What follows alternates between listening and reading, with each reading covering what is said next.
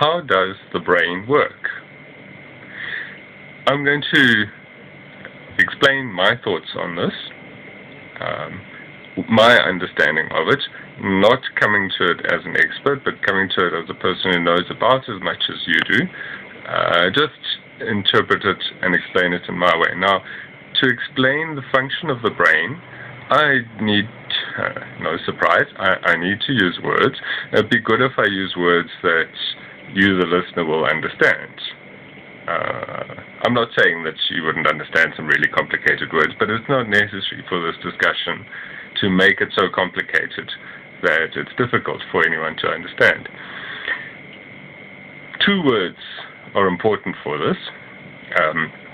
These words are linked in their definitions, and I'll explain a bit about that. The words are the English word event and the other English word cause. Now, if you were to look these words up in some dictionary, you would find that there is a link, there is a reference in the definition of cause, there is a reference to the concept of event, or the thing that is caused by the cause.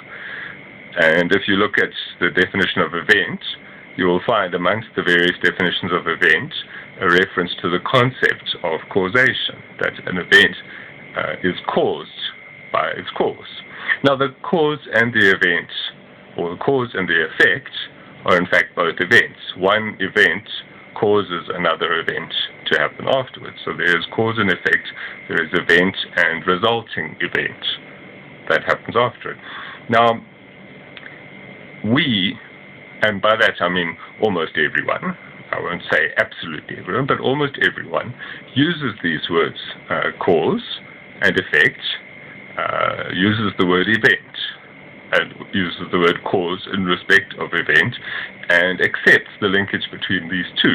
Now, why do people accept this linkage? Why do people use these words and not choose other words or redefine these words, or basically rebel against the definition of cause and effect, the definition of event as something that is caused by a prior event or previous event? Why that is because we are atheists. We do understand that an event in the universe is caused by another event, a preceding event, also in the universe, also a physical event, also something that would be observable if we could only look into it in as much detail as we needed to actually observe it.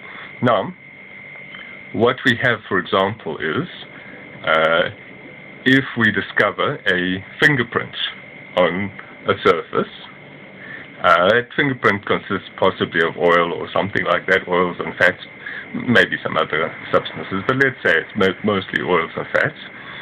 We do not say that the fingerprint, the event of our discovering that fingerprint, has no cause.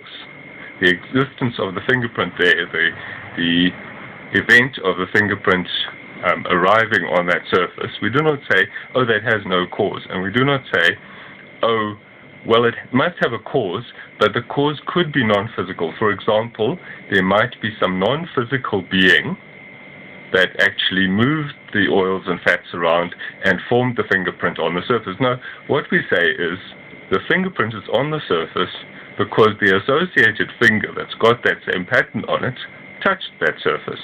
We know that's true. We understand that's true, and we understand that it's true because we are atheists. We do not believe that some spirit moved the oil and made a fingerprint mark on the surface. We do not believe that. Now, let's look at what I originally started talking about, and I haven't diverted into a different topic. I'm just helping you to understand what we actually know about how the brain works. Now, I'm not going to start with the brain. I'm going to start like at the other end. The other end of what the brain does is when the muscle moves. The muscle movement, like when you move your finger, that is an event. Now, an event, as we said, is caused by a previous event. What's the previous event? If a muscle in your finger moves, the previous event would be the firing of a neuron. And when I say firing, I don't mean that somebody hired it and then dismissed it. What I mean is it sends a signal. So when I say a neuron fires, this is the usual meaning of the word fires when we're talking about neurons. It sends a signal to another neuron. So the one neuron fires, the one that's attached to the muscle, and the muscle then moves. So the movement of the muscle is caused by the firing of a neuron, and the firing of that neuron is caused by the firing of a neuron before it that is bringing a message which is coming from neurons before and before, and you follow the chain back and you get to a neuron or neurons in the brain that actually send the signal along down the chain, which is then followed all the way to the muscle, which muscle then moves. So we know that neurons in the brain fire and send signals all the way through a chain of neurons, reaching the neuron which controls the muscle or signals the muscle, and the muscle then contracts. Now, we have a contracted muscle that is caused by neuron activity in the brain, and the neural activity in the brain, what we know about the brain is there are memories stored there in neurons in the brain. There are signals coming into the brain from the eyes, from other sensory organs. There are sensory inputs coming along neurons, chains of neurons that fire one after the other, sending something into the brain which can be stored as a memory, which can be calculated together with memories, and these memories are then put together, the calculations put together, and the brain then decides to do something, to instruct some muscle to move. Now, let's quickly examine the Christian doctrine of the soul.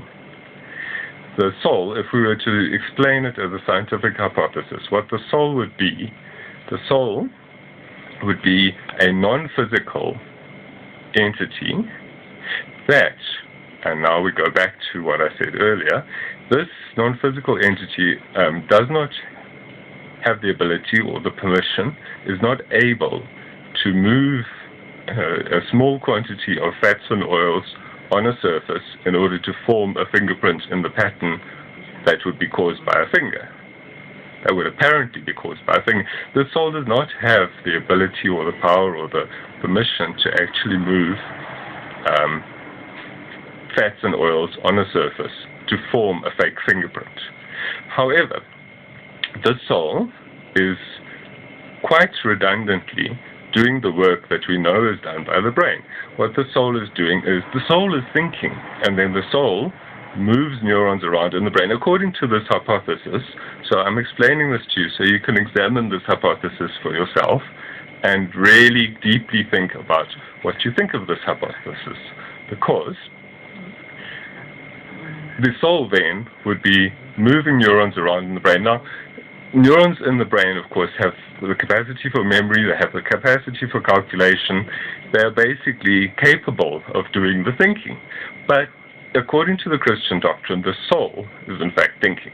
And the soul is moving neurons around in the brain quite redundantly, quite unnecessarily, quite pointlessly. It's doing the thinking, taking over the work of the brain, and sending the signals into these neurons. But it can't. Remember this, it doesn't have permission or doesn't have the ability or is somehow restricted from moving the neurons in the case of a paraplegic or a quadriplegic. It cannot move the neurons on the other side of the damage in the spinal cord. If the damage in the spinal cord is in the neck, then this soul is not able to move the neurons that are in the arm. And somehow, if the damage is between the waist and the shoulders, and the patient is then paraplegic, not quadriplegic, the action of the soul is able to reach through to the fingertips, but it's not able to reach the toes. So now I come to really what I feel, and this is important. What I feel is, firstly, it's like a horror. It's like a revulsion at the terrible feeling that I would have felt before I understood this, to think that my life, myself was threatened with hellfire for simply trying to evaluate this proposition of the soul, this hypothesis of the soul. And I just feel for you. I feel for you as a person who might be thinking that this hypothesis is in fact valid. I just feel for you as a person. I'm just revolted by the idea that you would be threatened into believing something. And I just wish for you that you would actually decide whether or not to believe it without feeling that you're under threat.